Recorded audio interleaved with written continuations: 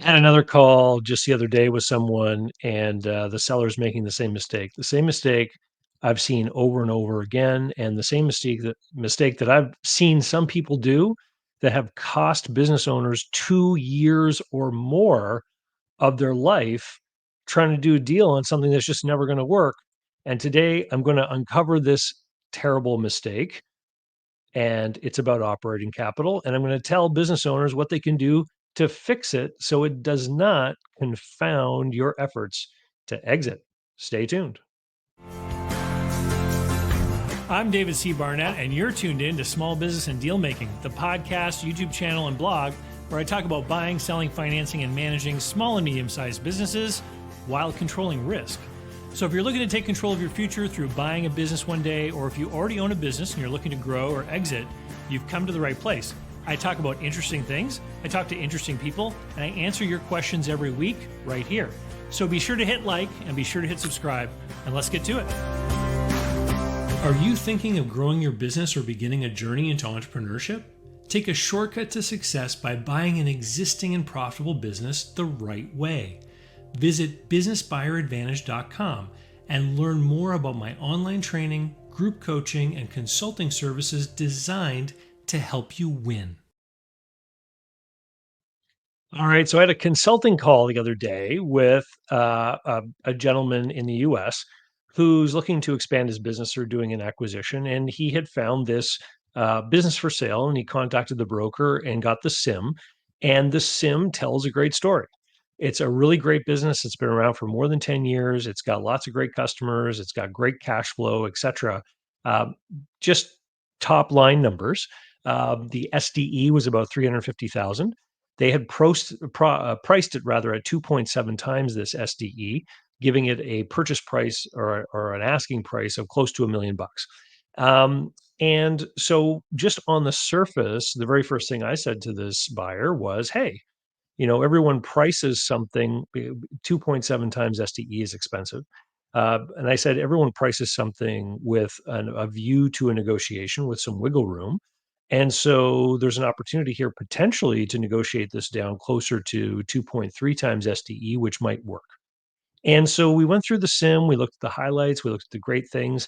And what was missing from the sim was any kind of conversation about working capital. Okay. So there was support material. So we started to dig into some of the documentation that was there. And lo and behold, we found in a subdirectory of a Google Drive balance sheet information. And we started to take a look. And over the past few years, the net position in working capital has been about $250,000 in this business. So, what does that mean? Well, it means that the buyer, in addition to paying $1 million for this business, is expected then to also put in another $250,000 into the business, which pushes the total investment to close to 4 times SDE, which is never going to work. So let's dig into this, because the whole topic of working capital or operating capital and running a business and selling a business and what goes with your business and how the price is determined, all this kind of thing is something that probably more than half of business brokers don't get right. And most business sellers have no concept or understanding of. And I'm going to show you even a comment someone left, which highlights just how prevalent the misunderstanding on this topic is. And if you don't get your head around it, business owners, you will waste years of your life, I promise you, trying to get someone to do a deal which no one will be able to do. And I'm going to explain to you why. So, sit tight, listen very carefully. I want to talk about this. Now, the first thing I'm going to talk about, multiples, okay? So, when somebody says that a business is worth 2.3 or 2.5 times a certain cash flow, like seller's discretionary earnings, what does that mean? Well, you multiply it out. In this case, we have $350,000 of SDE. We multiply it out. We end up with a number like 900 grand or 950, whatever it is. What is that number? And here is where a lot of business brokers fail to understand the reasoning or logic behind these methodologies. That number, which is the output of the multiplier, is what's called an enterprise value. This is the value of the cash flow. So, given the risks in the industry and the returns required by an investor, that's the number that an investor is willing to pay to acquire a cash flow. Now, what goes along with enterprise value is the simple understanding that that price includes everything you need to make a business go. It You get the cash flow for investing that money. Now, how did the business broker mess up in making the presentation in the example that I just gave you, right? Well, here's how the broker messed up. They basically multiplied out the cash flow and said that this was the selling price, which is very different from the enterprise value because the business was being offered for sale as an asset sale. And in an asset sale, quite often, operating capital components do not transfer over to a buyer. Let me dig into that. We're going to get deep here today. So, this leads to this question that someone put into the comments the other day. So here's a person who was watching a video I made called Why SDE is Not Cash Flow. And the question is, when selling a mid-sized business, the long-held belief is that the seller pay the buyer working capital to keep the business going after the sale. This deduction from the selling price is never paid back to the seller and may be substantial. This doesn't seem fair nor logical. If you go to a bank for working capital, you will certainly have to pay it back. What gives? So here's a person who is of the point of view that they think that a seller has to pay a buyer working capital to keep a business going, and that this somehow should be paid back, right? But here's why I want to highlight this question, because this is a very common point of view that I've run across. I was actually in a training program being offered by an organization called Business Brokerage Press, and in the training, Greg Kells, who's the head of Sunbelt Canada, talked about operating capital when a business is being transferred and how to account for it, in the deal. And the comment section exploded with brokers, people in the industry, with comments like, "What do you mean cash transfers? What do you mean receivables transfer? What do you mean working capital transfers?" Right? The buyer brings their own working capital, blah, blah, blah, blah, blah. This highlights what I said earlier. More than half of business brokers are not going to understand the concepts I'm going to explain to you in today's video. Okay. So, the first thing, what someone is willing to pay for a cash flow. Okay. That's an enterprise value. It includes everything you need to make the business go. Let's dig into that a little more deeply as we think about the comment I just showed on the screen. So, what is operating capital? Well, let's get that out there first. So, operating capital are the current assets of the business: cash, accounts receivable, inventory, right? Prepaid expenses sometimes. That's the working capital. That's the money, sort of the grease that makes the machine go, if you want to think about it that way. Net working capital takes into consideration the sources of working capital that come from other parties that the business has access to, namely the vendors. So, suppliers, right? So, if you have inventory, that's part of your working capital. But if you buy inventory from a supplier that gives you 30 or 45 days to pay, the accounts payable that they provide to you, that representation of money you owe them, is basically the supplier lending you operating capital to use in your business. So the net working capital are the current assets minus the current liabilities, right? And so that net amount is what we often refer to as the net working capital, or the amount of money that you need to make the business go. Okay. So now we have our definitions out of the way. Let's think about this capital, right? Because everyone seems to think it's somehow special or privileged because it's cash, which the owners always think is their money, right? Or it's receivables, which people think, hey, that's my money I'm waiting for. I already earned that money. It is due to me, right? And this is the perception of a lot of business sellers, and it's the perception of the person who put the comment up there. They believe that this working capital is somehow belonging to the owner, that it's not in any way part of the business. So let's look at an example of a business, a retail store. Okay. So a retail store has an inventory on the shelf. and people come into the store and they buy things, they take them off the shelf, they pay cash. So this is a business with no receivables, but they certainly have operating capital in the form of inventory. Okay. Most business brokers would put that business up for sale for a certain amount of money and would often say that a certain amount of inventory is included. Okay. So if inventory is part of working capital, how come in some situations it's being included in the selling price, but other components of working capital, accounts receivable and cash, for some reason are special or different? Does that make sense to you? Doesn't make sense to me. It doesn't make sense to anyone who understands this stuff. Let me dig in even further. So let's say that instead of a retail store, we're talking about a distribution business with a warehouse that is full of inventory, a truck to go make deliveries, and people who receive the deliveries, the customers, are given an invoice and they have 30 days to pay. Okay. So, what kinds of operating capital does this business have? They've got inventory and they have receivables. They've also got fixed assets, a different kind of capital in the form of the truck. Okay. So if this business had a certain enterprise value that we arrived at by multiplying the cash flow by a certain multiplier, let's say we said the business was worth $1 million, but for some reason, the owner of the business said, I'm not willing to let my delivery truck go with the business. I'm keeping that. How would a buyer consider this, right? Would the business still be worth $1 million to you if the truck didn't come with it? Well, as a buyer, you'd quickly realize, hey, I'm going to have to go buy a truck to make the business whole so that I can generate this cash flow.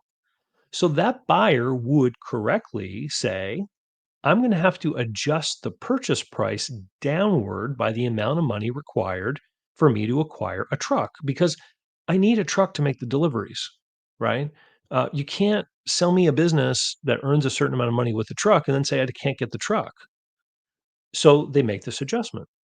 Well, what then is the difference between the truck versus the receivables in the business? It's another form of capital.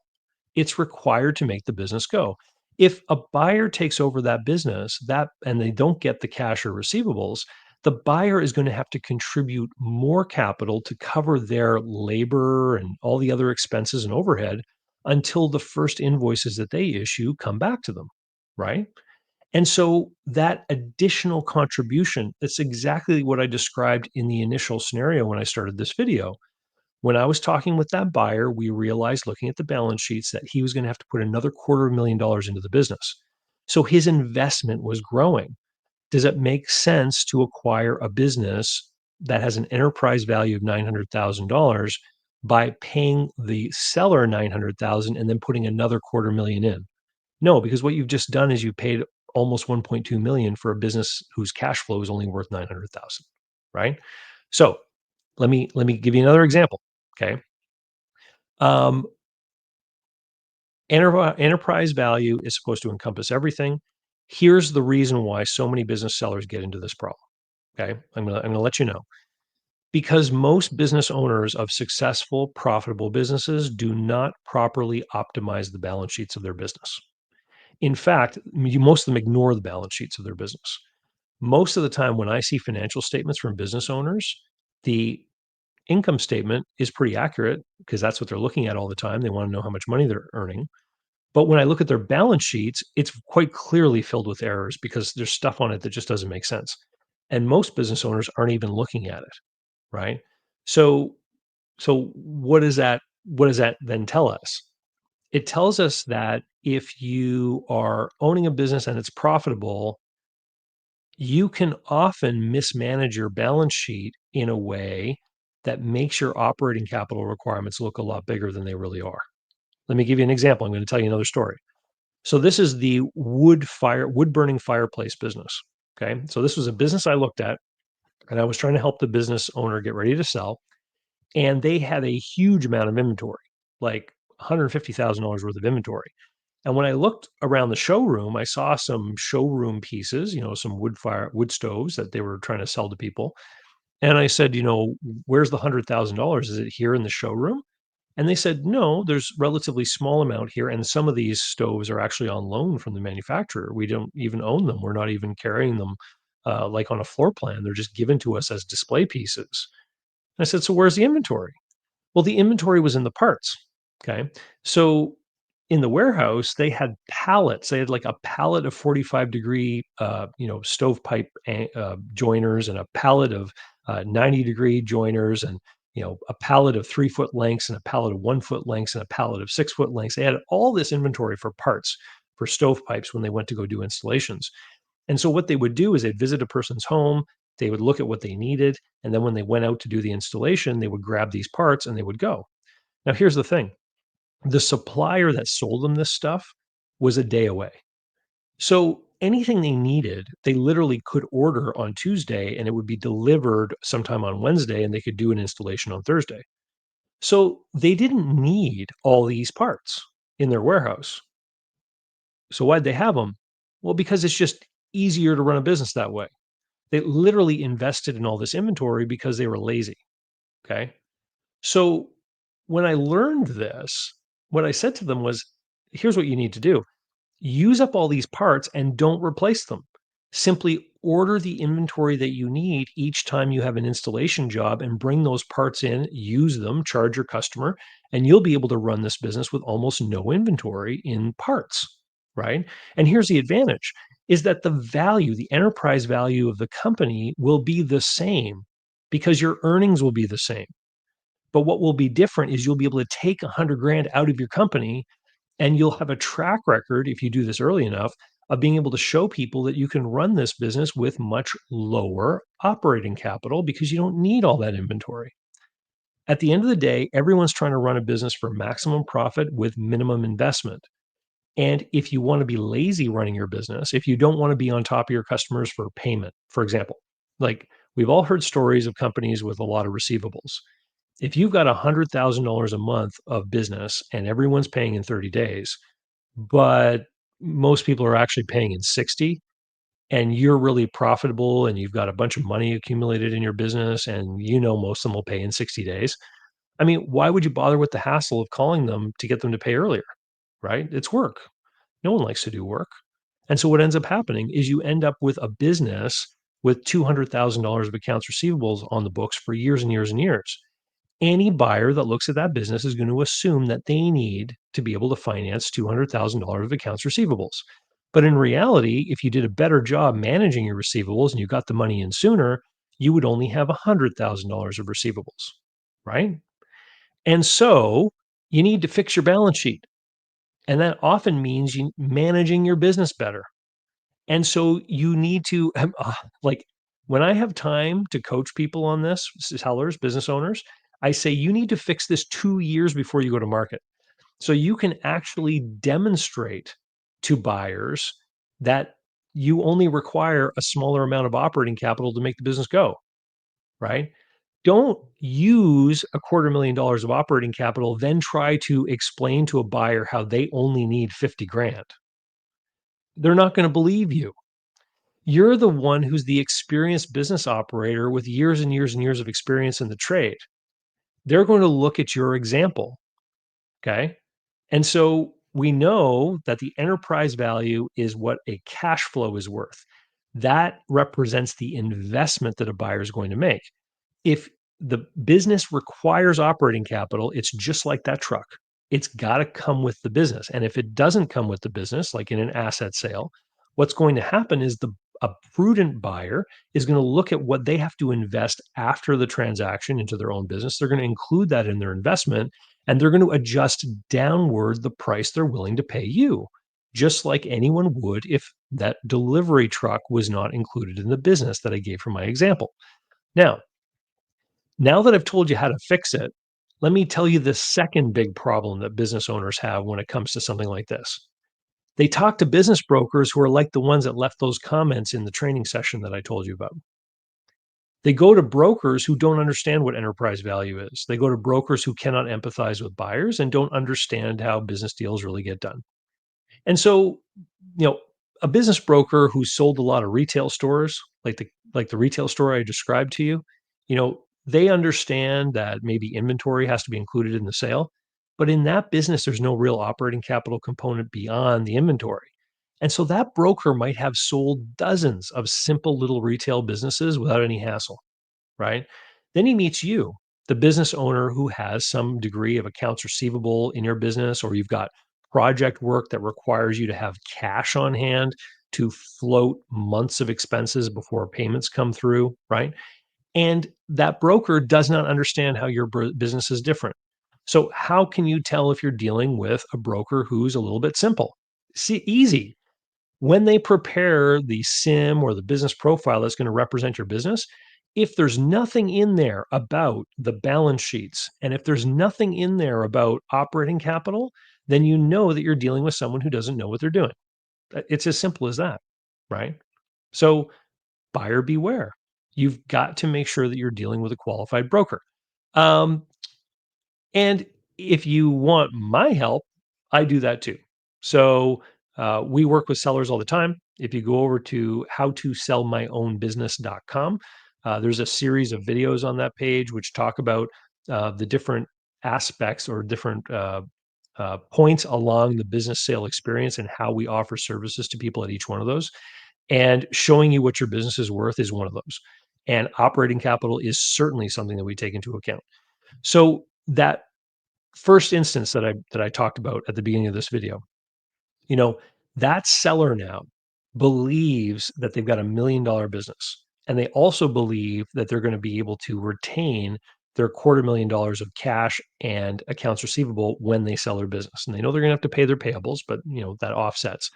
So this person now is walking around believing that they've got this hugely big payday on the horizon. In their mind, they're spending that money. They're thinking about the condo they're going to buy or the RV or the cabin in the woods or whatever their dreams are, their vacation, all that kind of stuff. And the reality is that one buyer after another is going to look at that deal and they're going to quickly realize that because of the operating capital required, that they can't afford to pay the price that's being asked for, right? It just won't cash flow, it won't make sense. And so that seller's expectations now are going to prevent them from actually exiting. And this is where the time waste happens. So they've been told by their broker, this is what the business is worth, by a broker who doesn't really know what they're doing. They're now going to meet one buyer after another. They may actually accept an offer that an uninformed buyer might make on the business. But the buyer is then going to go to the bank, right? And going to present the deal to the bank, and the bank and everybody else helping them on the deal is eventually going to uncover this operating capital problem. And then they're going to come up with the question, where are you going to get the operating capital from? You either have to bring in more equity or you're going to have to borrow it. And if you borrow the operating capital, it's going to reduce the cash flow available for everything else that we have to do, right? So it's just not going to work. Everything's going to get gummed up and the deal won't work, and those buyers are going to then come back and say, you know what, we have to amend our offer lower. And this seller is the seller is not going to accept any of these lower offers because they've been, prepared to believe they're going to get more. And it doesn't serve them. If you own a business, it might not make sense to go with the broker who says they can sell your business for the most amount of money, because it could indicate that the broker you're meeting doesn't actually know what they're doing. Okay. So get advice from experienced people, understand the deal from the buyer's point of view. In fact, a great exercise to play if you're dealing with anyone who tells you your business is worth a certain amount of money is just pretend you're a buyer and ask yourself, how would I do this deal? What would I look like as a buyer? I'd probably be younger than I am today. I would have less money. What kind of resources would I have? What kind of down payment would I have? What would that mean? How much would I have to borrow? What would the payment on that be? What would my taxes be? Like, run through the scenario as though you were the buyer. This is called, I don't know, it's having empathy, like trying to figure out, what does this look like from the other person's point of view? And if you can see that it just doesn't work, you're probably right. Okay. And you might want to work with someone who's a little bit more experienced. Anyway, I hope you've enjoyed today's show, and I hope that I did manage to get through to some people. Operating capital is an asset within a business that is required to make it run. It's just like a delivery truck or a forklift or anything else. If a business is sold without the required operating capital, expect an adjustment to be made downward so that the overall investment in the cash flow acquisition approximates the enterprise value. That's the only way it makes sense. And with that, I'll see you later. Ciao. So, how can you learn more about buying, selling, financing, and managing small and medium sized businesses? Easy. Go over to my blog site, davidcbarnett.com, where you can learn more about me and how I work with my clients. You can learn more about my books and courses that I've prepared for you. You can find out how to subscribe to my email list, the YouTube playlists, and more. There's literally hundreds of hours of content there, all for free, and I'd love for you to be my guest. Special thanks go to Mark Willis at Lake Growth Financial, today's video sponsor. Mark helps people better manage their personal and business finances through the Bank on Yourself insurance strategy. This is something I've done personally and I've seen others use it successfully for years. Go to newbankingsolution.com to find all the interviews I've done with Mark and learn more about the advantages of these programs. While there, sign up for a free consultation to learn what this solution might look like for you.